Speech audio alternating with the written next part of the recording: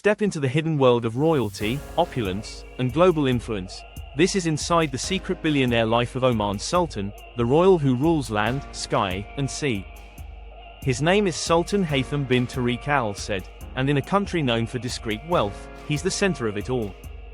From commanding luxury yachts to soaring in private Boeing 747s, he controls not just Oman but vast empires of land, sky, and sea. Today, we're going all in, reshaping how you see royalty and power in 2025. 1. Born into legacy, ruler of a nation. Born on October 11, 1955, Sultan Haytham bin Tariq inherited more than a throne. He inherited a nation built on centuries of dynasty. Ascending to power in January 2020, he promised continuity with modernization.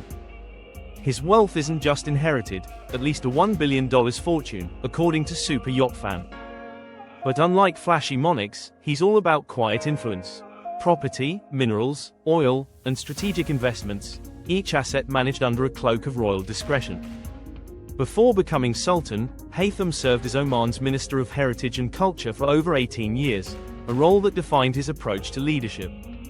He gained a reputation for being deeply engaged with the identity of the nation, often traveling unannounced to historical villages, archaeological digs, and UNESCO sites to understand the roots of Oman's legacy.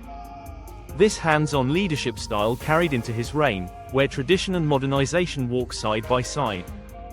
Haytham isn't just respected, he's trusted. In a region where royals often rule with firm control, he's seen as a calm strategist.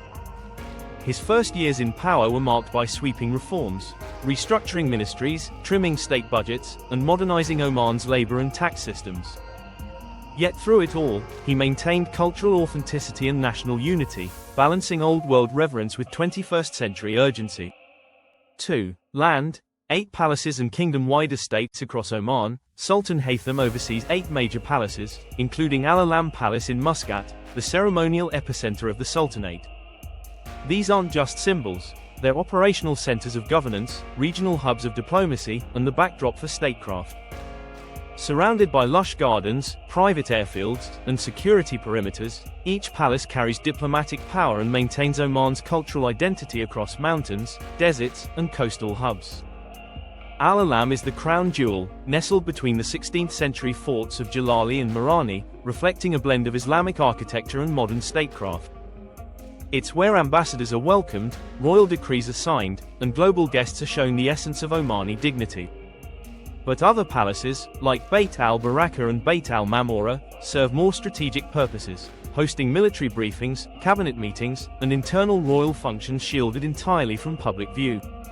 Outside of palatial compounds, the royal family maintains massive land holdings across Oman's most valuable regions. From the Musandam Peninsula's dramatic coastline to the Dhofar Mountains in the south, the crown controls vast swathes of real estate. Some are protected nature reserves, others are earmarked for future development, but all remain under tight royal administration. For Sultan Haytham, land isn't just wealth, it's sovereignty made visible. 3. Sea. 2 of the world's largest yachts meet Al Said, the 154-meter Lursen superyacht commissioned in 2008, capable of hosting 65 guests and 140 crew. Then there's Fulk al-Salama, a 164-meter support vessel operated by the Royal Navy of Oman, one of the world's largest by gross tonnage. Together, these 2 vessels form one of the most elite private fleets on the planet. Al Said is more than a floating palace, it's a mobile embassy. Inside are gold-accented salons, a full-sized concert hall, cinema, private spa, and dining rooms fit for heads of state.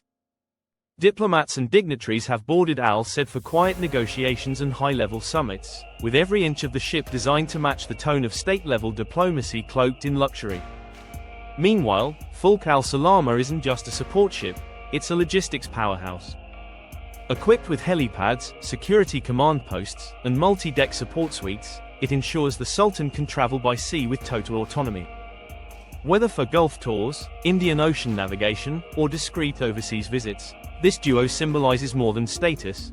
They represent naval sovereignty and the Sultan's ability to project soft power across oceans without ever setting foot on foreign soil.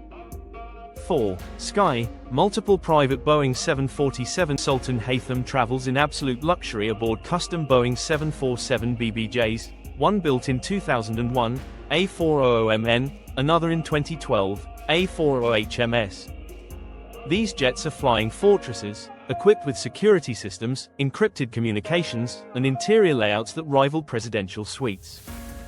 But more than that, they're flying symbols of self-reliance and command. Each aircraft includes private bedrooms, gold-trimmed conference rooms, full-service dining spaces, and staff quarters, all hidden behind reinforced doors. The Sultan can host high-level talks, issue national directives, or entertain global leaders mid-air, without the press, without fanfare, and without compromise. For Oman's ruler, airspace is just another extension of the throne. Beyond comfort, these jets are designed for strategic range.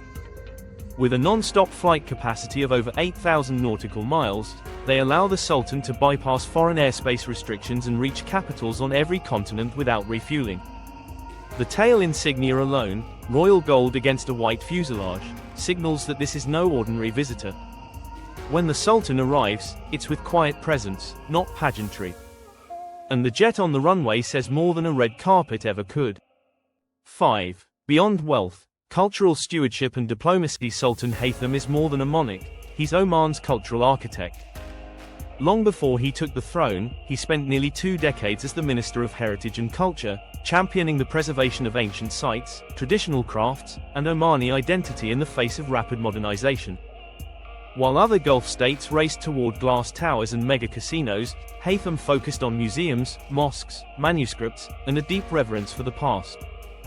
He personally oversaw the restoration of centuries-old forts, revitalized large irrigation systems, and expanded UNESCO partnerships to protect Oman's World Heritage sites.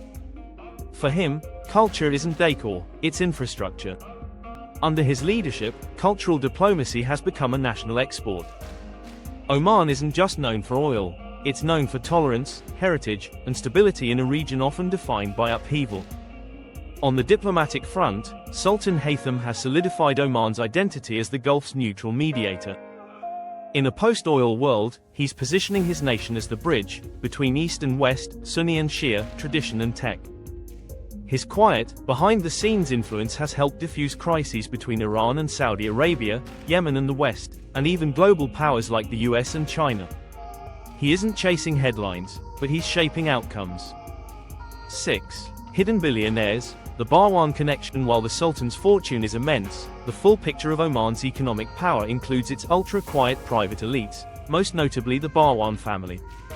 At the center is Suhail Barwan, a billionaire industrialist who has built a sprawling empire across construction, energy, automotive, telecom, and infrastructure.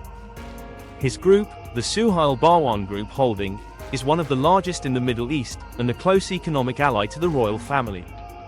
The connection isn't casual. Barwan's rise was nurtured during Sultan Qaboos's reign, and under Haytham, the partnership continues.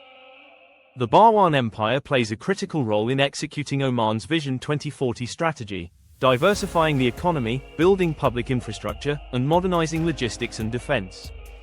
From desalination plants to energy pipelines, their fingerprints are everywhere. What makes it more remarkable is how discreet it all is.